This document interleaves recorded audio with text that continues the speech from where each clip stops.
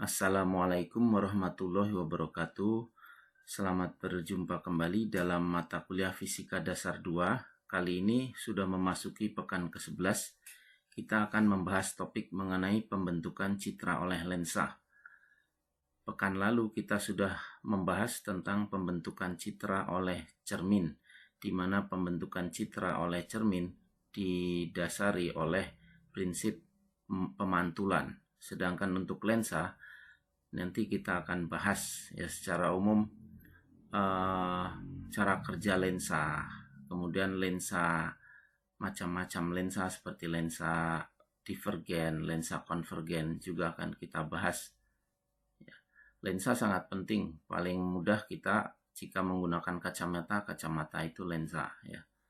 Kemudian mata kita sendiri itu ada lensa.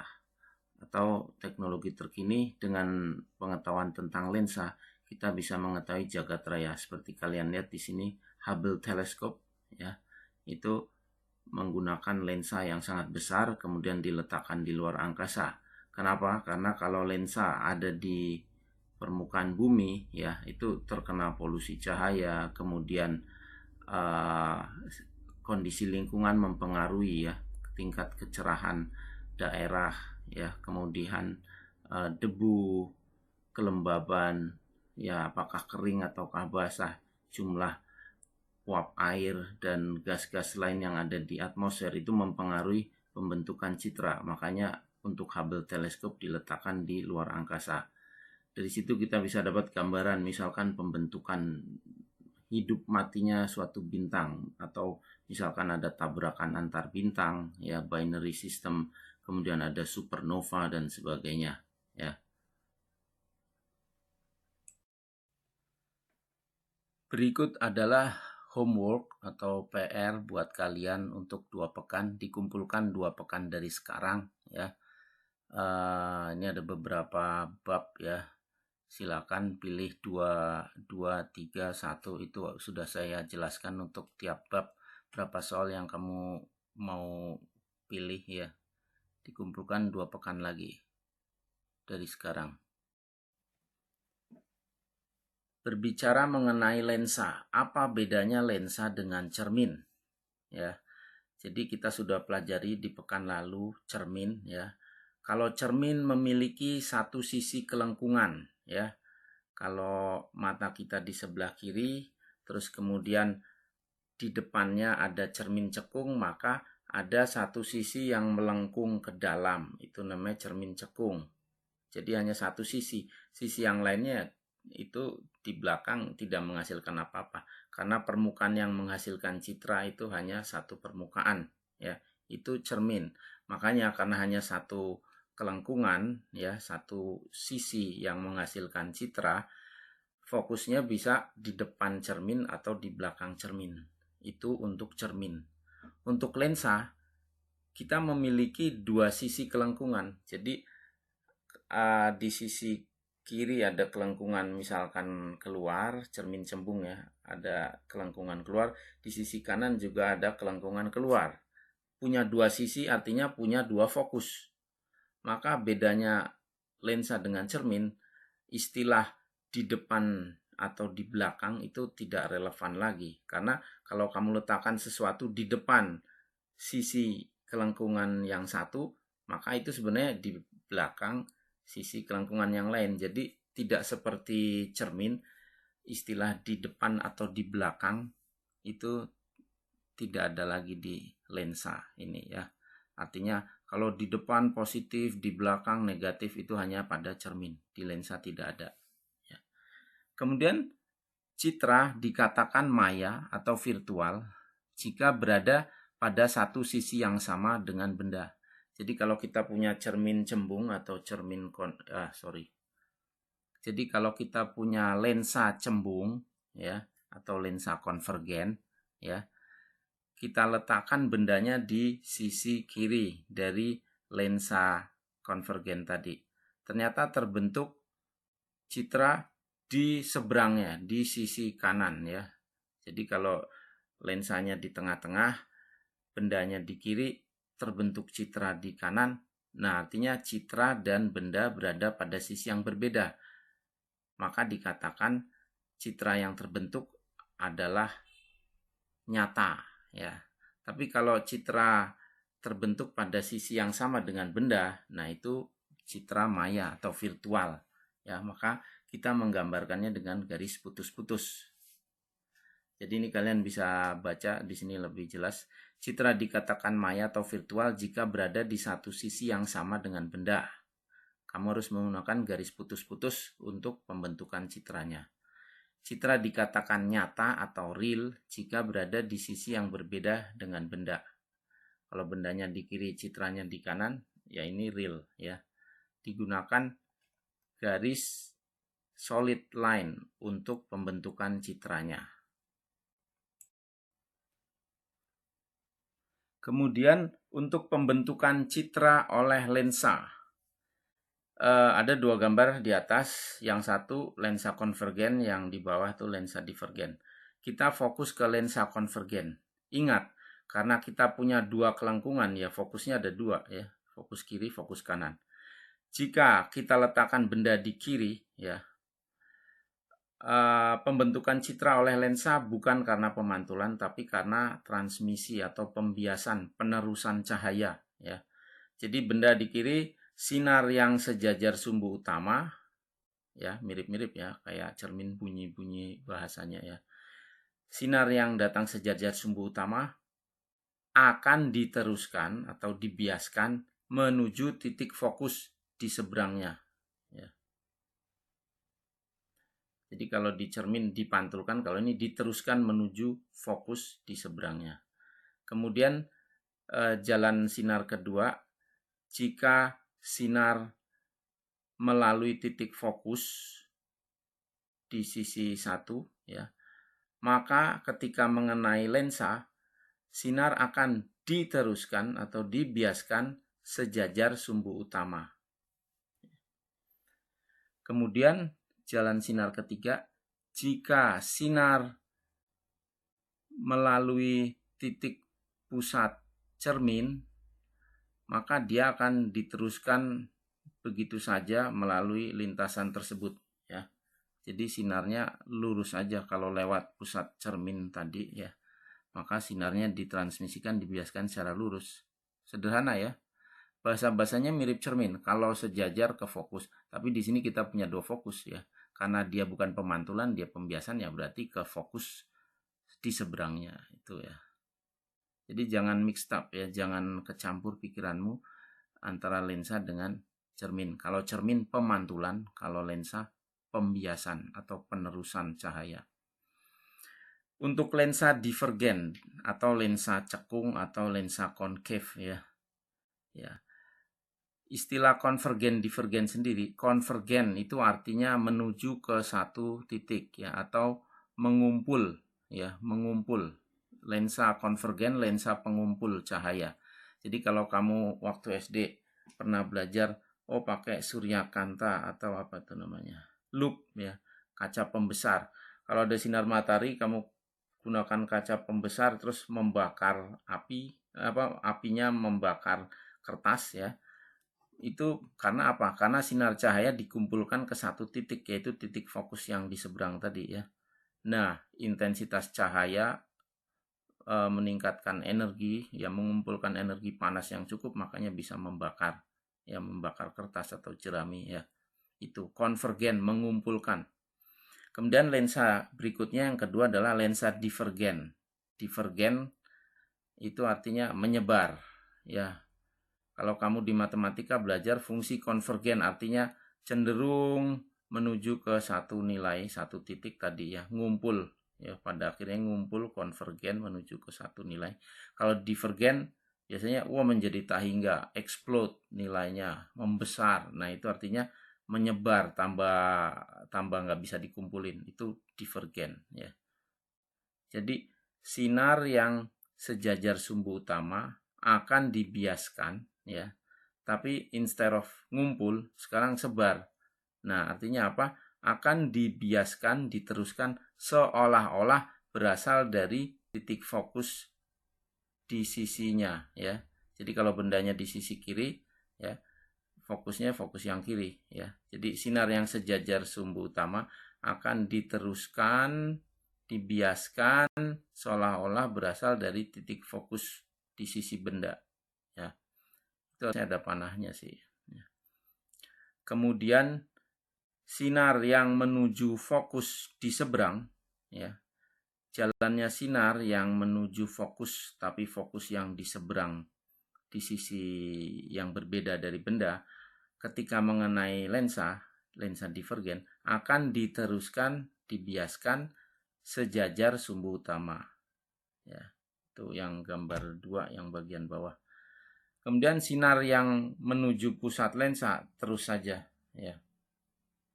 Nah, itu mudah ya jalan sinar. Jadi jangan sampai kecampur-campur cermin sama lensa ya. Itu penting.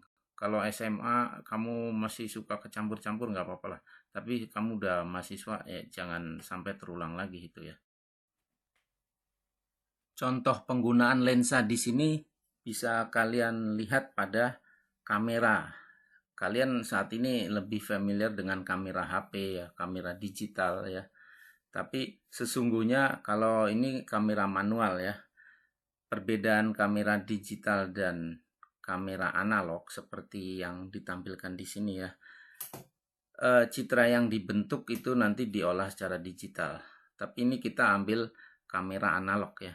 Kalau kita punya lensa dari kamera di sini, ada objek diletakkan pada jarak yang agak jauh, misalkan lebih besar dari jarak 2 kali fokus, maka yang terjadi tadi jalannya sinar yang sejajar sumbu utama akan diteruskan, dibiaskan menuju fokus di seberang ya.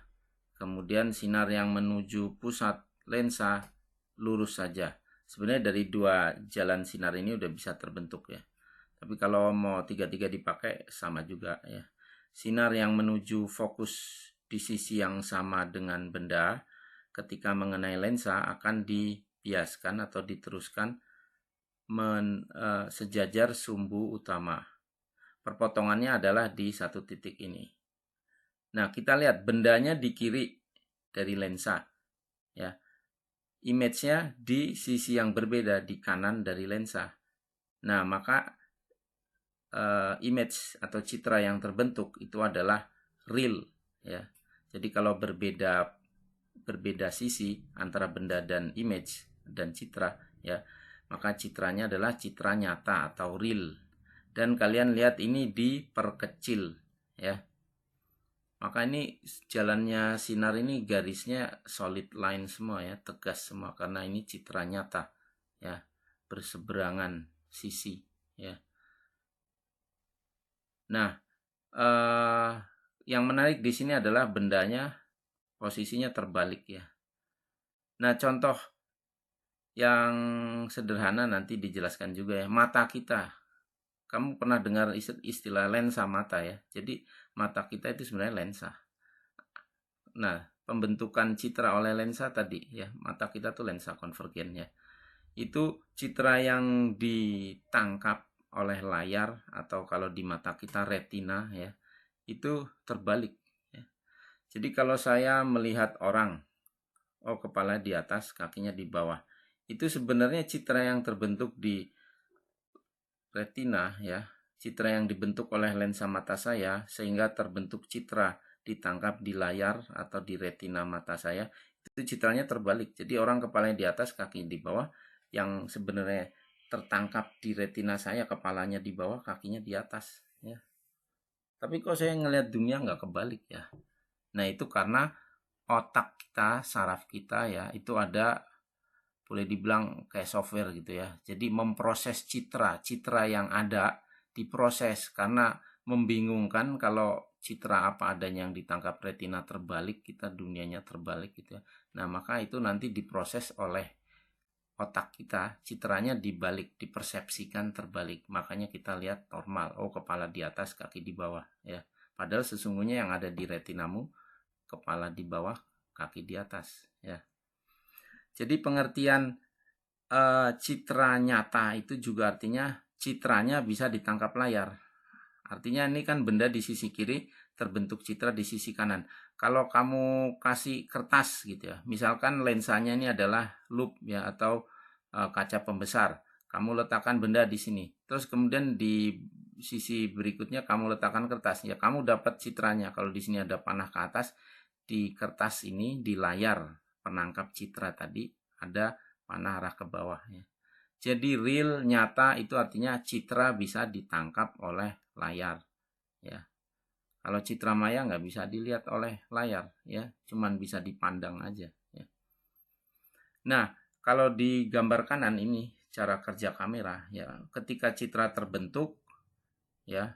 Nah, itu ada shutter ya. Shutter itu fungsinya buka tutup eh, kamera, mengatur cahaya yang masuk. Jadi ketika ada objek ya, terus kemudian ketika kamu cetek itu ada sepersekian detik dibiarkan cahaya masuk ya, cahaya pembawa citra benda ini dibiarkan masuk, terus kemudian dibentuk citranya oleh lensa sesaat sekejap tadi, kemudian langsung tutup lagi. Kenapa? Kalau bukannya lama-lama nanti kameranya ini filmnya ini terbakar istilahnya ya. Jadi kita hanya ingin mau membakar film ini sesuai bentuk citra, makanya ada shutter tadi, cetek itu sepersekian detik khusus mau nangkep citranya aja.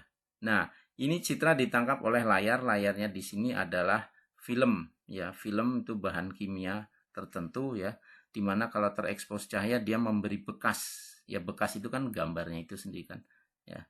Nah, nanti kan ada proses pencucian dan sebagainya, itu proses kimiawi untuk melihat bekasnya supaya lebih jelas, terbedakan. Kalau ada orang belakangnya ada pohon segala macam, nah tentu kan beda citra yang terbentuk. Nah, ini kamera analog, segala sesuatunya terbentuk seperti itu ya, apa adanya. Nah, kalau kamera digital yang menangkap ini bukan film lagi, tapi sensor-sensor ya, sensor-sensor cahaya. Jadi tergantung nanti ada titik-titik piksel-piksel sensor. Nah, dia menangkap, oh kalau di titik ini ada intensitas warna merah, oh di titik sini warna hijau, kekuatan intensitasnya sekian sekian sekian. Jadi dibedakan secara elektronik ya. Nah, nanti pembentukan citranya elektronik, itu yang ada di HP kalian ya. Kalau di kamera zaman dahulu ya ini hanya pembakaran film. Jadi ini real apa ya maksudnya? Benar-benar citra yang terbentuk ya, ditangkap oleh layar, lihat bekasnya seperti apa. Tapi kalau yang kamera digital ditangkap sensor, diolah secara elektronik ya dan sebagainya. Makanya kalau bentuknya elektronik ya, itu kan data-data itu bisa dilakukan pemrograman, namanya pemrosesan citra. Makanya kalau kamu HP ada, oh mau di beautify, dipercantik, nah itu diutak-atik. Oh pixel sekian warnanya kurang terang, tolong diterangin dong. Oh ya, ini misalkan kurang mancung, oh pixelnya ini dipertajam supaya lebih kelihatan kesannya mancung. Nah itu bisa diutak-atik, nggak real ya. Tapi kalau kamera film ini dengan roll film ini itu real, nggak bisa diutak-atik ya. Oke. Kemudian contoh lensa divergen itu ya, misalkan seperti ini ada lensa divergen tadi, ada benda letaknya melebihi f gitu ya. Sinar yang sejajar sumbu utama akan diteruskan seolah-olah berasal dari titik fokus. Jadi seolah-olah ini garis putus-putus ini ya, seolah-olah berasal dari titik fokus. Tapi pembiasannya tetap saja solid ya, karena di sisi yang berbeda dari benda ya. Kemudian sinar yang menuju pusat lensa akan diteruskan begitu saja. Nah, di sini ada perpotongan ya, maka benda dan citra itu, citranya ini perpotongan garis sinarnya ini, jalannya sinar itu perpotongannya masih sama di sisi kiri dari lensa ya. Ini lensa penyebar atau lensa divergen. Terbentuk citra maya yang lebih kecil ya, lebih pendek. Karena benda dan citra terletak pada sisi yang sama, maka ini namanya citra maya. Nah, apa ini contohnya? Kalau kamu punya kaca pembesar ini namanya mungkin kaca pengecil kali ya. Jadi diverging lens. Jadi A, B, C, D, F ini kamu kasih lensa ini, kamu lihat matamu menatap dari balik diverging lens ini, yang terlihat hurufnya mengecil ya. Jadi ini penting ya, garis putus-putus itu menunjukkan virtual ya. Kenapa? Karena di sisi yang sama dengan benda. Nah, kalau untuk persamaan lensa tipis ya sama saja seperti cermin ya, cuman bedanya kan kita punya dua kelengkungan. Tapi pembentukan hukum geometrinya untuk pembentukan citranya sama ya. Seper F sama dengan seper DO tambah seper DI, M sama dengan minus DI per DO atau HI per HO ya. Nah, kalau berikut itu adalah persamaan pembuat lensa ya, lens maker equation. Jadi kalau lensanya mau dari plastik atau mau dari kaca atau mau dari apapun ya, medium apapun, nah itu artinya ada indeks bias. Maka fokus yang terbentuk dari eh, lensa yang terbentuk dari medium tertentu ya, N tertentu, kemudian kelengkungannya juga bisa beda-beda ya. Bisa yang lengkung kirinya jari-jarinya sekian, lengkung kanannya jari-jarinya beda, bisa ya. Atau kalau yang umum kan sama ya. Nah, itu namanya lens maker equation. Nah, berikut konvensi yang bisa kamu gunakan dalam lensa ya. Jadi citra nyata itu artinya ya, real image itu dapat dilihat, bukan dilihat, ditangkap pada layar. Citra maya tidak dapat ditangkap layar ya. Kemudian F fokus itu positif, itu kalau lensa pengumpul atau lensa konvergen atau lensa cembung ya. F fokus itu negatif kalau lensa divergen atau lensa cekung atau lensa penyebar. DO itu selalu positif ya, karena kan kita letakkan benda selalu di depan lensa ya. Kemudian DI positif jika citra berada di sisi yang lain atau sisi yang berbeda dari benda atau DO. Jadi kalau bendanya di sisi kiri, terbentuk citra di sisi kanan, oh itu berarti citranya real ya, DI-nya positif. Kemudian DI akan negatif jika citra berada di sisi yang sama dengan DO. Lihat tadi contoh lensa divergen ya. Saya letakkan benda di kiri, gede ya. Terus kemudian terbentuk citra di sisi kiri juga lebih kecil ya. Nah, itu DI-nya negatif kalau citra di sisi yang sama dengan benda. Kemudian yang lain M positif ya, biasa kalau orientasinya tegak artinya sama dengan benda. M negatif jika citra orientasinya terbalik jika dibandingkan dengan benda. Nah, ini contoh problem terkait lensa. Kebetulan di sini tentang teleskop ya. Nanti kalian bisa kerjakan. Ya, ini contoh aja. Jadi, dua lensa konvergen terpisah sejauh 20 cm. Fokus kedua lensa 10 cm ya. Sebuah benda diletakkan sebelah kiri dari lensa yang kiri sejauh 50 cm. Nah, ini lihat nih gambar objek ya. Ada DO1 ya, jarak benda 1 DO1 ya. Itu 50 cm. Kemudian tentukan jarak citra yang dibentuk relatif terhadap lensa di sebelah kanan. Karena lensanya ada dua, ya nanti entah perbesaran atau pengecilan ya itu kombinasi dari dua lensa. Kita lihat aja jalannya sinar. Untuk lensa 1, objek di sebelah kiri. Sinar sejajar diteruskan menuju fokus yang di sisi sebelahnya. Kemudian sinar yang menuju pusat akan terus dapat ini first image real. Ya, kenapa real? Karena di sisi yang berbeda dari bendanya. Jadi ini ada DO1, kita dapat DI1 ya. Nah, kemudian kalau di teleskop itu diasumsikan first image real itu posisinya tepat di tengah-tengah sini ya, dekat fokus ini ya.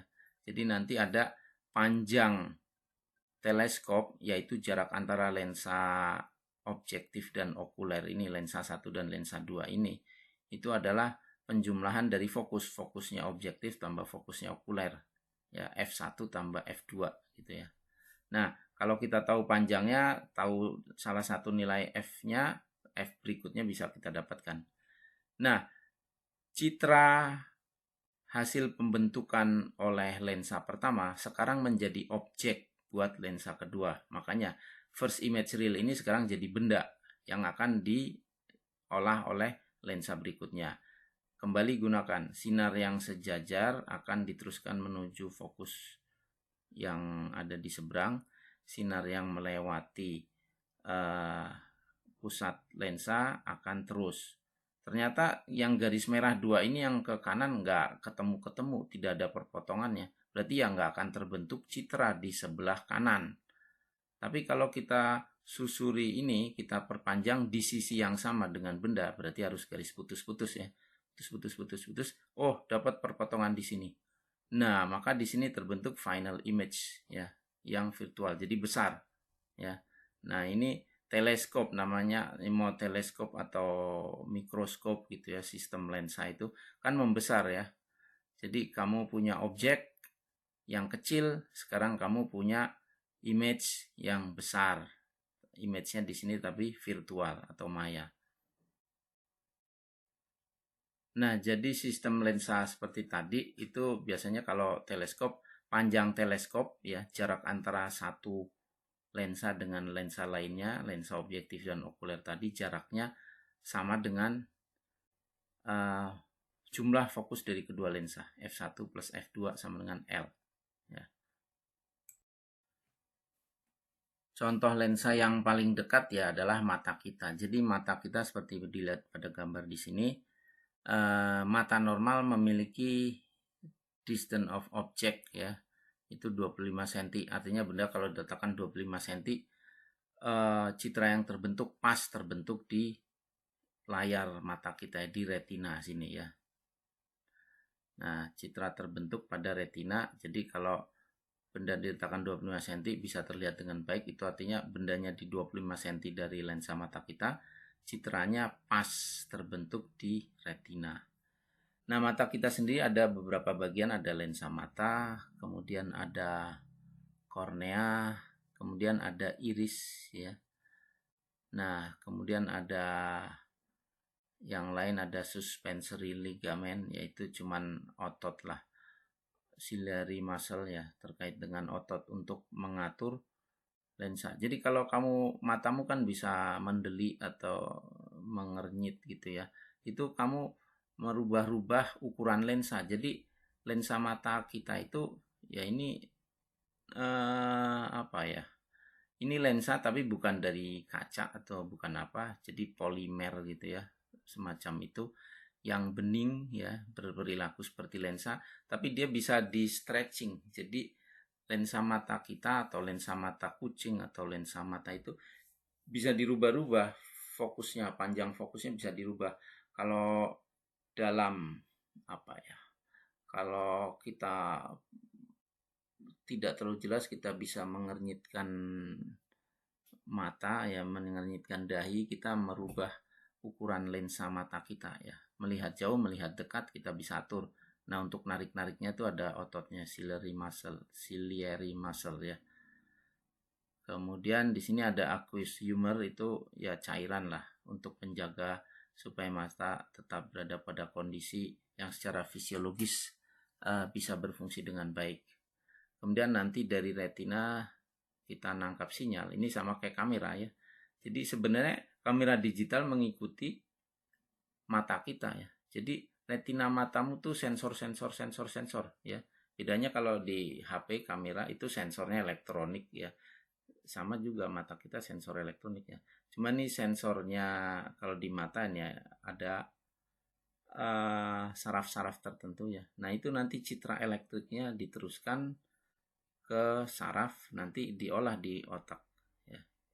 Jadi benar-benar ini seperti bukan kamera analog, ini kamera digital mata kita ya.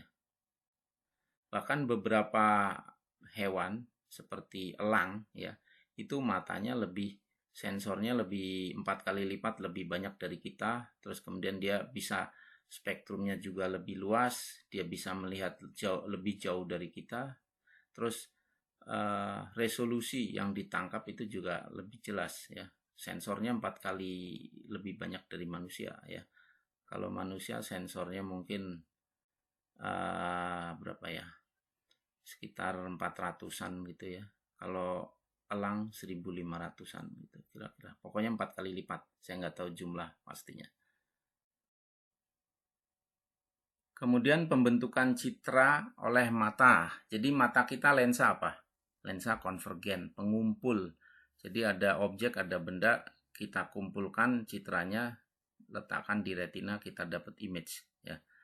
Nah, seperti tadi dikatakan, bendanya tegak ke atas, kemudian terbentuk citra oleh lensa mata kita. Maka yang terlihat di retina apa adanya itu adalah terbalik ya. Jadi dunia yang kau lihat sesungguhnya terbalik ya. Kamu lihat orang kepalanya di atas, kaki di bawah. Sesungguhnya di retina kamu nangkepnya kepalanya di bawah, kakinya di atas ya. Jadi kalau bayi masih usia sebulan 3 bulan itu, kalau kamu berhadapan langsung dia bingung. Kenapa? Karena dia proses pengolahan citra di otaknya itu katakanlah boleh dibilang softwarenya itu belum aktif gitu ya.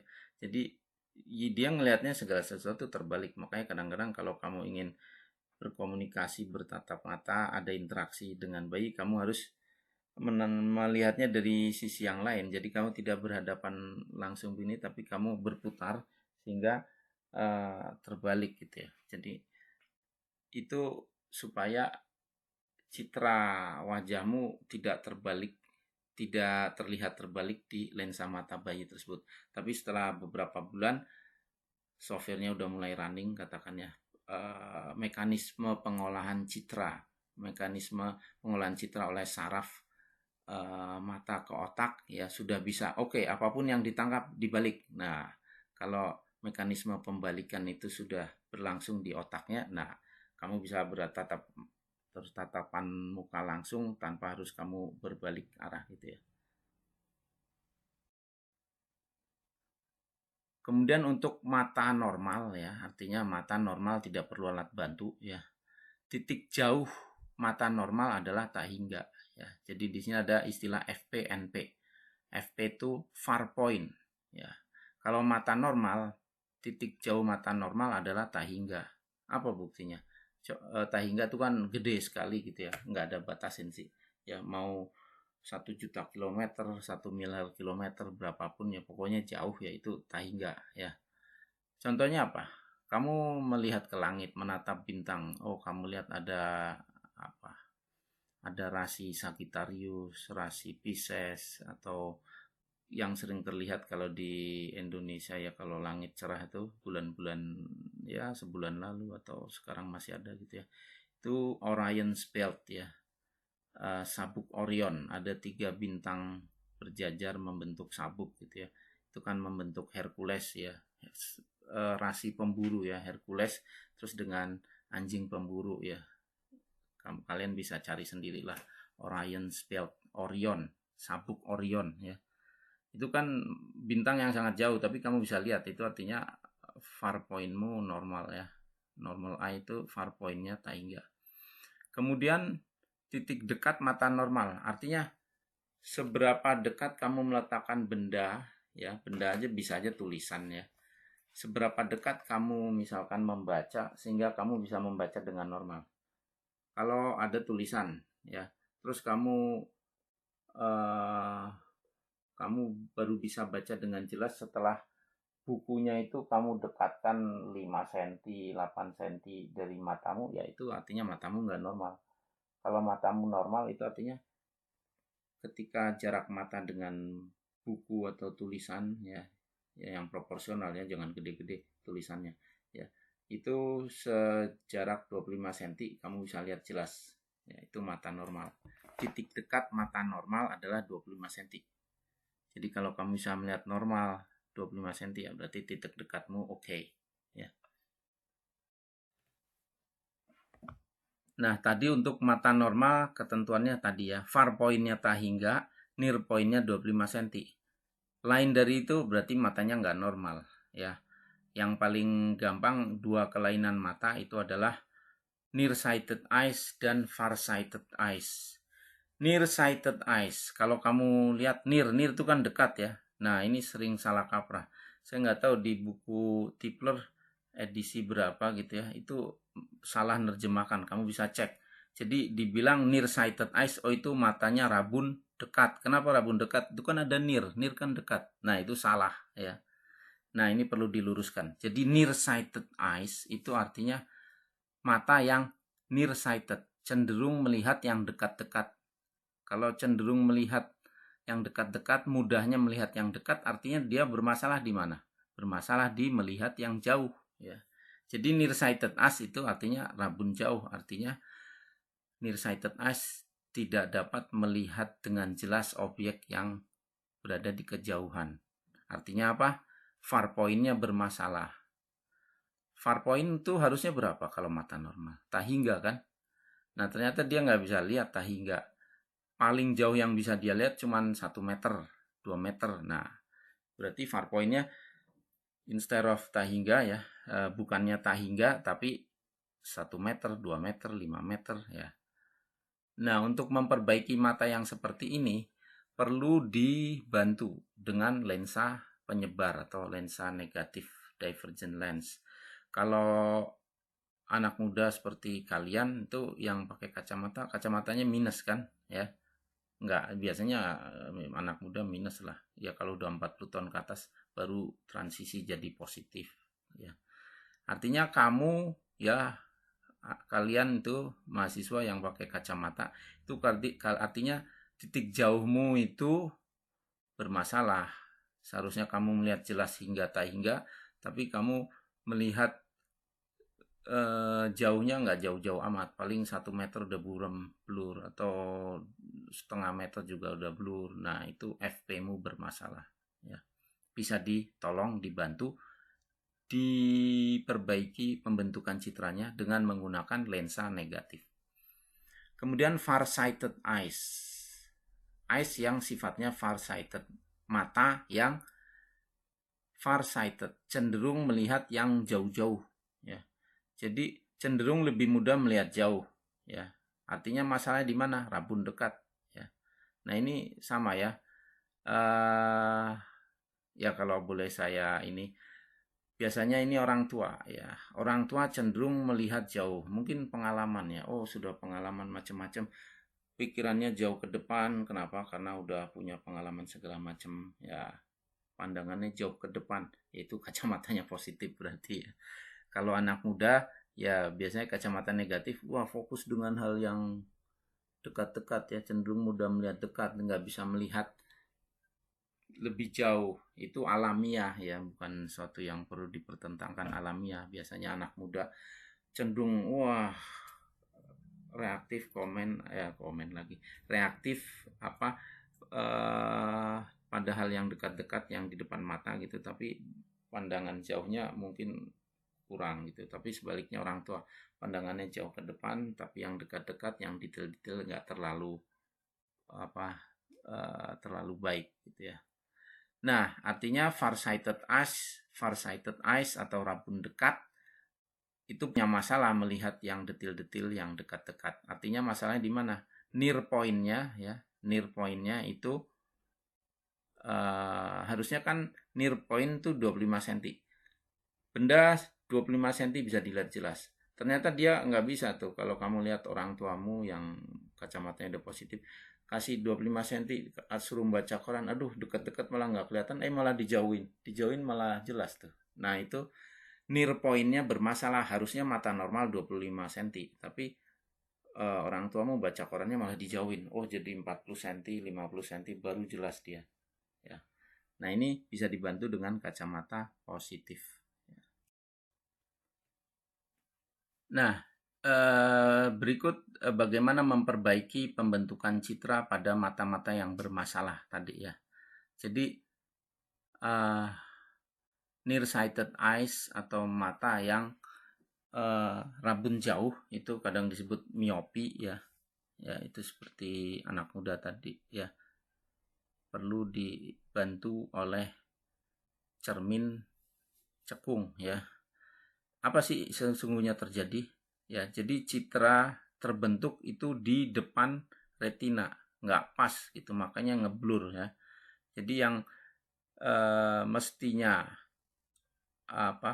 citranya terbentuk pas di retina pada mata normal, tapi ini terbentuk citranya di depan, makanya nggak kurang tajam citra yang tertangkap di retina ya.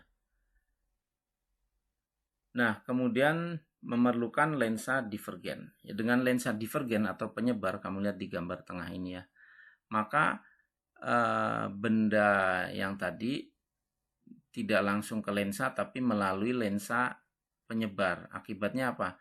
Lintasannya diperpanjang ya, maka mengenai tadinya misalkan sisi matanya nggak terlalu tinggi di sini ya, tapi terus jadi lebih tinggi gitu ya. Jadi lensnya disebar.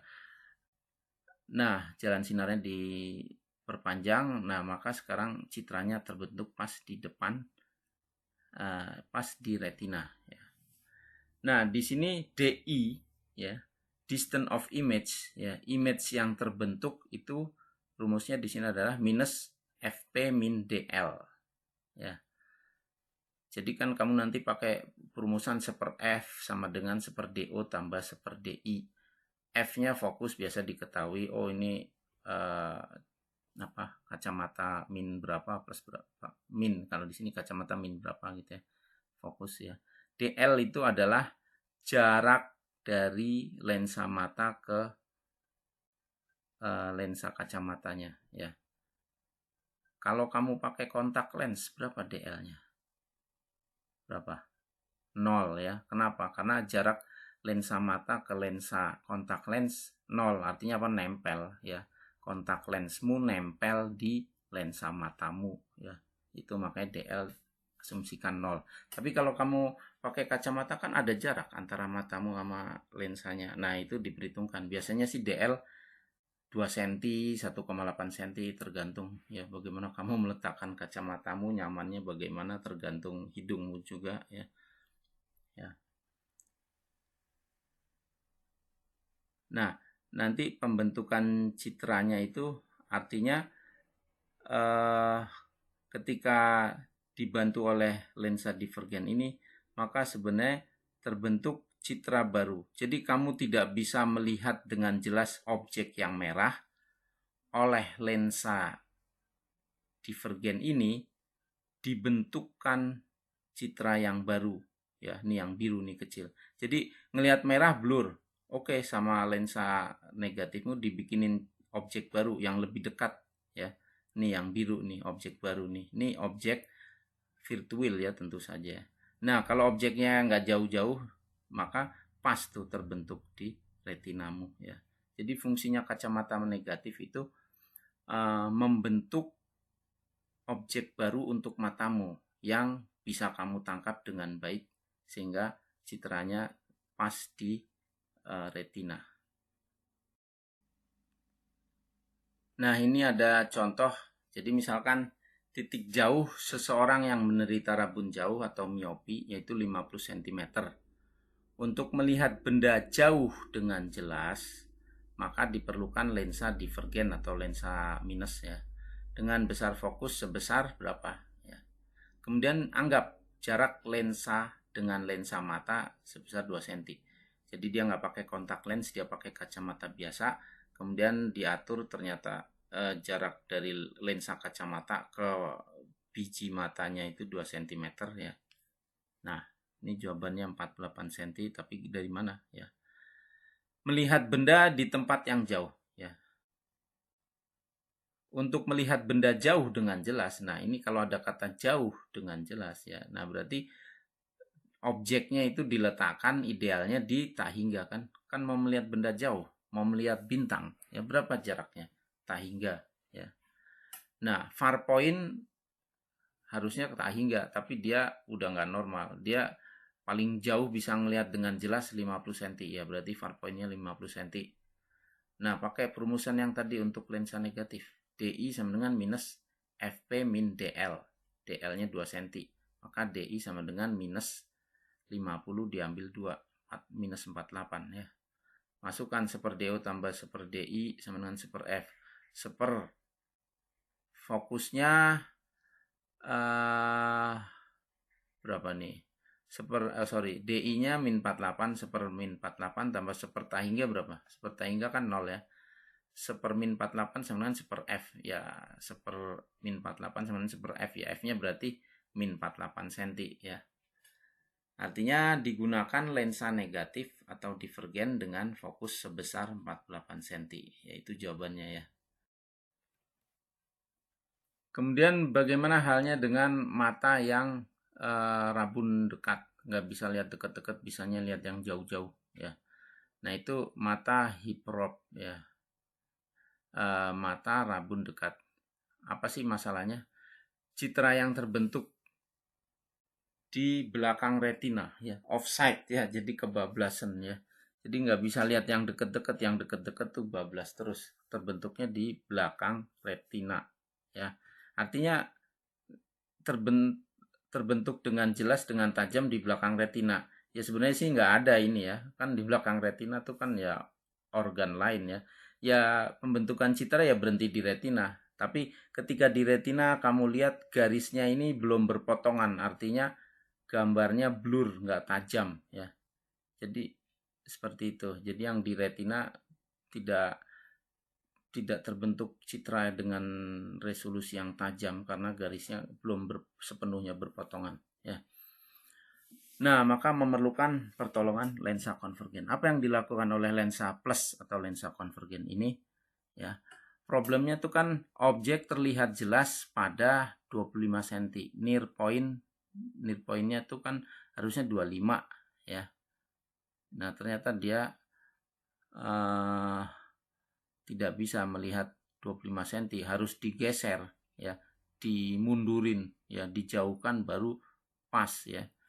Nah, apa yang dilakukan oleh lensa konvergen? Lihat gambar kedua ini ya. Ini objek, kalau nggak pakai kacamata positif tadi di image yang tajamnya di belakang retina, tapi kalau pakai lensa konvergen, sinar yang sejajar sumbu utama diteruskan menuju fokus di seberangnya ya dari lensa tersebut, sinar yang melalui pusat terus ya. Nah, maka terbentuk sharp image on retina ya.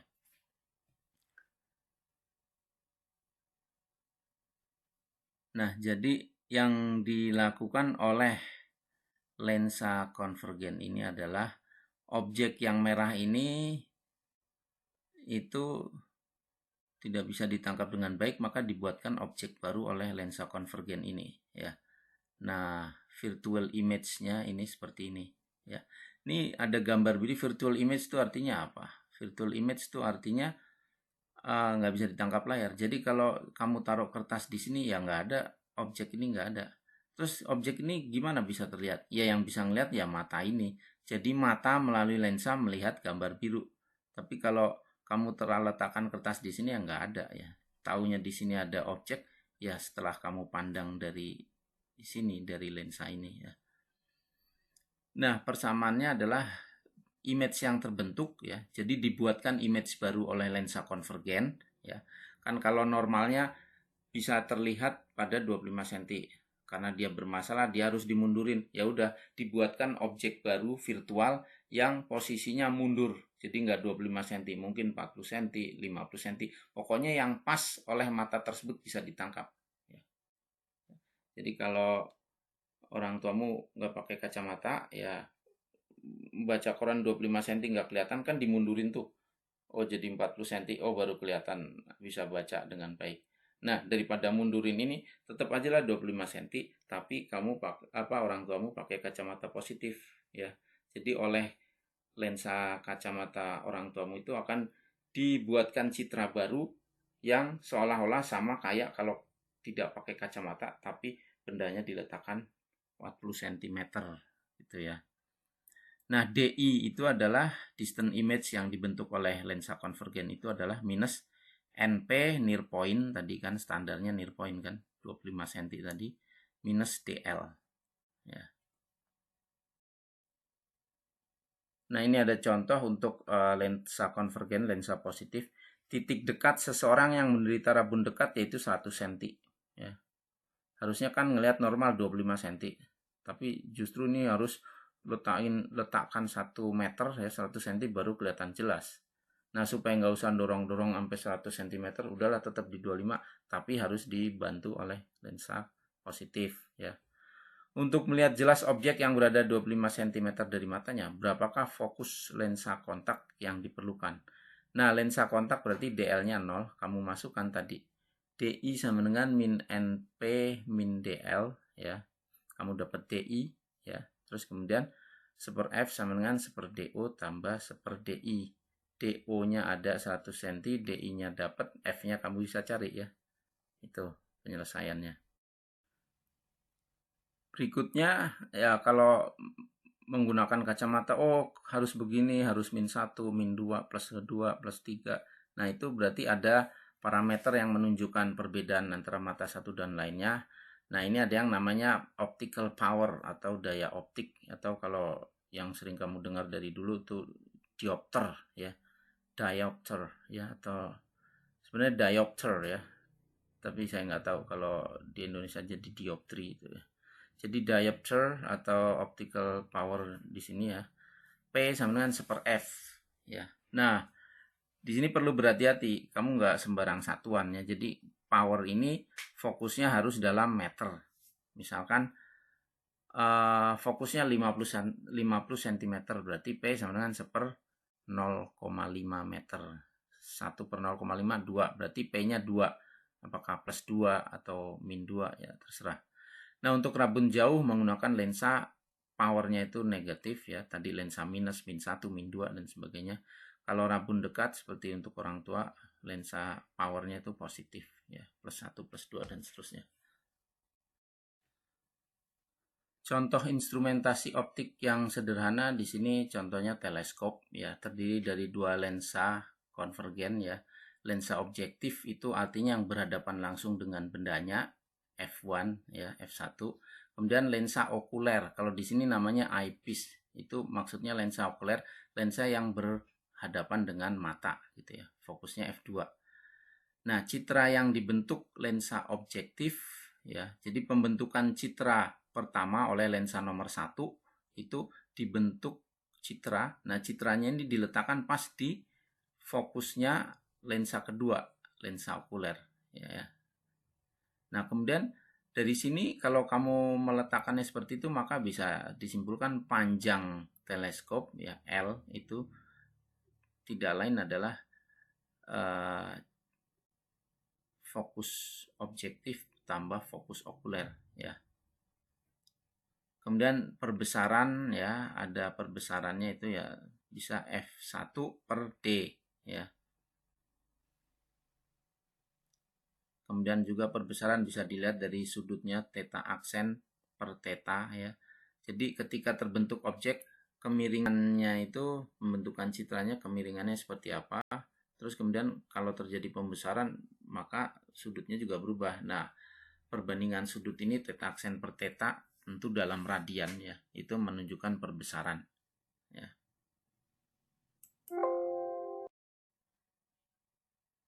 Nah, contohnya seperti tadi, ini ada lensa objektif, fokusnya f0, ya. Kemudian parallel rays from object at infinity, ya. Jadi misalkan memandang bintang dari Ta hingga, maka citranya akan terbentuk yang melalui pusat lensa terus yang menuju yang sejajar sumbu utama, ya, meskipun ini gambarnya nggak sejajar, ya, karena kita memandangnya apa, ya, dari jauh, gitu ya, diarahkan ke fokus di seberang, ya, terbentuk citra ini, ya. Ini citranya nih di sini nih, lihat di gambar tengah. Nah, ini diletakkan sebisa mungkin pas di fokusnya lensa eyepiece atau lensa okuler ini. Nah, maka di sini citra pertama tuh positif karena benda dan citra terbentuk di sisi berbeda, berarti ini citra nyata, ya. Citra nyata ini bisa dipakai oleh lensa kedua sebagai objek yang akan diolah citranya. Nah, sinar yang sejajar menuju fokus eyepiece, kemudian sinar yang apa, ya? Sinar yang menuju fokus mana nih? Sinar yang melalui pusat, ya, nanti akan terbentuk citra di sini, perpotongannya di I2, ya. Perpotongannya di I2. Nah, ini citranya lebih besar, ya. Kalau dilihat objeknya di sisi kiri dari sistem lensa, citranya juga di sisi kiri, berarti ini citranya negatif dan terbalik. Jadi kalau kamu ngelihat bintang atau ngelihat bulan yang melalui teleskop, yaitu atas bawahnya kebalik ya. Ya, ini kan terjadi pembalikan orientasi kan. Ya. Nah, ini ada beberapa, sebenarnya kalau di kelas ini saya minta suruh maju gitu ya. Nah, saya nggak tahu di sini kalau kalian mau kerjakan kirim jawabannya ke email saya, silakan aja ya. Ini ada beberapa soal baguslah buat latihan ya. Mungkin ada gunanya pas ujian nanti. Ya, silakan dicoba. Ini judulnya sih group activity. Biasanya saya bagi kelompok, terus kemudian kelompok ini ngerjakan nomor sekian, sekian, sekian, nanti suruh presentasi menjelaskan. Ya, silakan dikerjakan.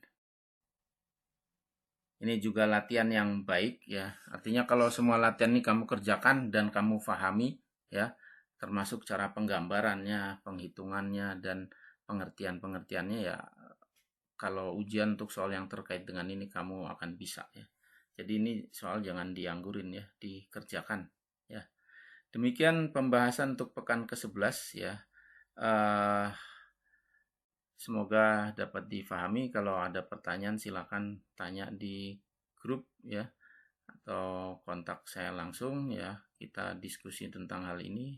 Nanti akan saya jawab. Ya, terima kasih. Saya tutup saja kuliah hari ini. Assalamualaikum warahmatullahi wabarakatuh.